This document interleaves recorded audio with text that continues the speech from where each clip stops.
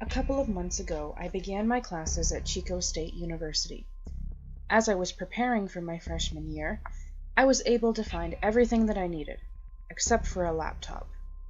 I'm not exactly very good at letting a dollar go for something, especially when I could get that something for less.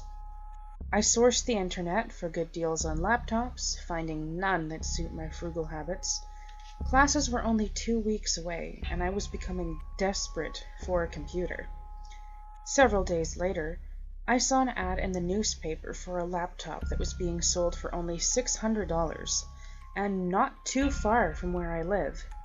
It was a very nice Dell laptop, too, seeming odd that it was being sold for almost $1,000 less than store price. I drove to the seller's address the following day. The house was farther out of the city, butting up to a dense forest. Outside of the house was an old Chevrolet and a mess of old signs and other various vintage-looking items. I rang the doorbell, and a thin man in a flannel jacket came to the door. When I asked about the laptop, he looked almost relieved and told me he was ready to sell it immediately. Luckily, I came with cash in hand, and after proof of good condition, I went home with a new computer. Excited to have my first self-bought laptop, I powered it up and began uploading my own programs and applications onto it. Upon searching the hard drive, I found a folder hidden away on it, which was odd because the man selling it told me that the money was wiped clean and ready for a fresh start. The folder was titled 9/17/10, presumably a date. I opened the folder, revealing 6 videos and 3 pictures. Curiosity got the best of me, and I decided to watch the videos. The first video was simply titled 001, and the video was shot from a shaky camcorder inside a vehicle, recording a woman walking out of a bar and getting into her car at night. After a couple of seconds, the woman drove off, and almost immediately, the person recording the video began to drive after her. The video ended after 24 seconds. It almost seemed like the cameraman had been waiting for the woman for a while. Come to think of it, I wasn't too alarmed at this time, just a little unsettled. I opened the next video file, titled 002. I assumed that this was the next part of the first video. My assumption was right, as it began with the camera on top of the console, facing out of the windshield. It was raining now, leading me to believe that this was a short while after the first video ended. I could barely make out that the vehicle 2 cars ahead of this one was the same car that the woman at the bar left in. This went on for an unsettling 47 seconds before the camera cuts out. I began to get a little nervous, fearing that this might take a turn for the worst. But as if I was watching a television show, I wanted to see where this was headed. Not totally concerned yet, I decided to press on. The third video was of course titled 003. This was the one that got me officially concerned. The clip began from the same shaky hands as the first clip. It was now pouring rain outside of the car, and I could barely make out a figure in a fur coat with an umbrella walking to the front door of the house. I could only assume who this person was, and whose house this belonged to. The figure entered the house and closed the door. The following stillness greatly unnerved me. The only thing that could be heard was the sound of rain dumping on top of the car. After roughly 2 minutes of this nerve-wracking nothingness, the lights inside of the house cut out. Another minute or so went by before the camera was placed onto the console again, and the sound of a person exiting the car broke the stillness.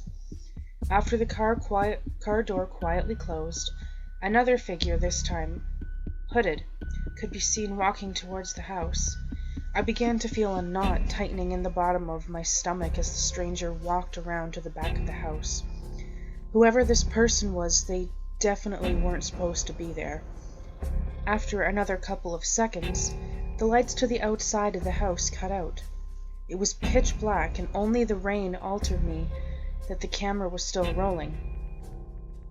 The video ended after about 9 minutes of rain and darkness.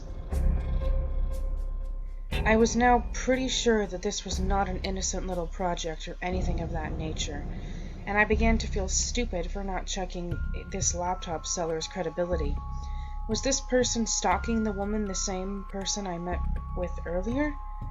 Throughout the whole experience, I had a doormat thought in the back of my head to call the police, but I wasn't ready just yet. Reluctantly now, I began the fourth video, 004. It was dark again, but the rain had stopped, and I was left with only silence. Not long after the clip began, I could make out the sound of footsteps on gravel getting louder as someone was approaching the vehicle. The car door opened, and the dome light was turned on, and I could tell that the camera was now on the floor of the car, pointing up towards the roof. I heard some fumbling in the background, and suddenly a thump sounded in the back of the trunk. An arm abruptly obscured the camera's view, and a large tarp could be seen being pulled out from the car. I had only one scenario running through my head, and I hoped that it wasn't true. The person picked up the camera and put it back onto the console and began to back up. They drove for a good 3 minutes before parking it in a branched off road and exiting the car to work on the load they were carrying. 6 minutes after, the car was moved again to a different location, and the camera was picked up and carried underhanded away from the car. I could see now that it was the same shit bucket truck that was in front of the seller's house. I was about ready to call the cops on this creep when the camera turned towards the house. It was a completely different house than the one I visited. I was a little relieved by this, though it didn't prove anything. As the fourth video came to an end, I was wondering whether or not I was prepared to see what came next. I could only hope that this was a prank, or at least had a happy ending. 005 began inside the house. It was extremely dark, and the only thing I could make out was a figure that would occasionally walk in front of the camera. It was also quiet for the first few moments, minus the occasional barking of a dog outside. Eventually, a small sound started to appear. The small sound soon escalated to a loud, muffled scream. Shaking and struggling sounds became more apparent as time went on, as well as crying. A light abruptly came on, and the camera was lifted and panned to the center of the room, revealing a beaten and bloodied woman tied to a chair. From what I could make out, this was, in fact, the woman from the bar. The camera zoomed in on her face for what seemed like an eternity before stopping. I couldn't believe that this was happening.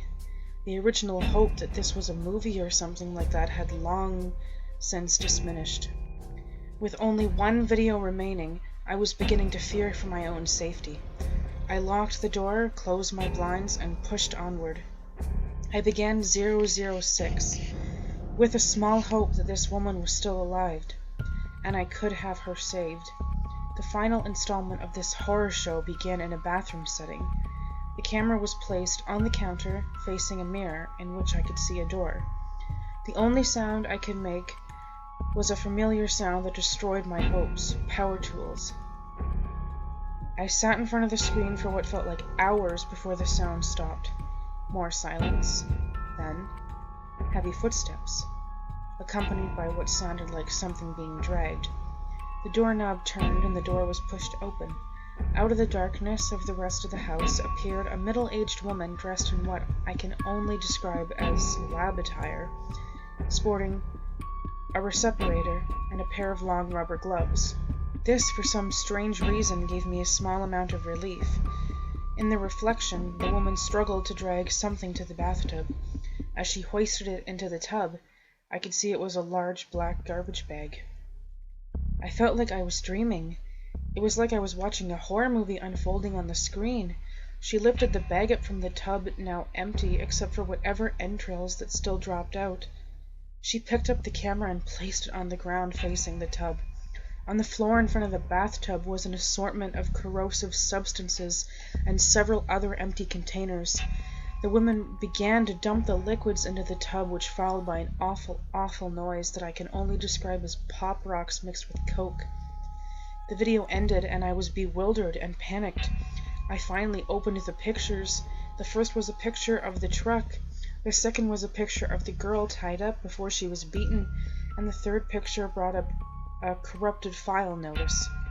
Maybe that's a good thing. I managed to keep the 2 pictures before I handed the laptop over to the police. I was reimbursed my $600 along with a bonus.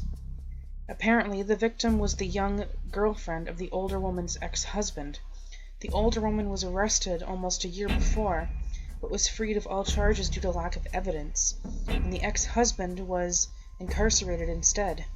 I guess this was the missing link.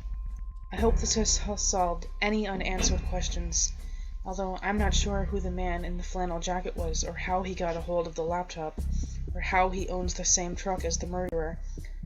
I guess I'll just leave that to the police.